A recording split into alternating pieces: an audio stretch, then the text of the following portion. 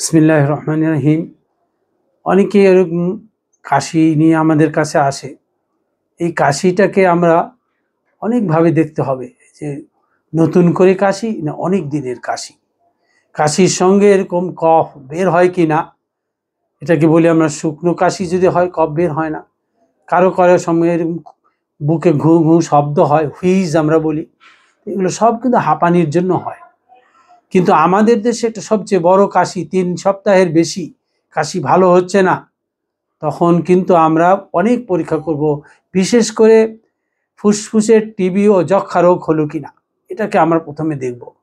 এছাড়াও হাঁপানি, ব্রঙ্কাইটিস তো আছেই। তাছাড়া অনেক সময় আমরা এই শ্বাসকষ্ট যদি তার সঙ্গে থাকে, এই কাশি আমরা হার্ট ফেলিয়ারও আনতে পারি। তাহলে আমরা অনেক দিনের কাশি যখন ভালো হচ্ছে না, এটাকে আমরা নিকটস্থ ডাক্তারের পরামর্শ নিব, যেটা হাঁপানি কিনা, যক্ষা কিনা, অথবা অন্য কোনো কারণ কিনা। Thank you.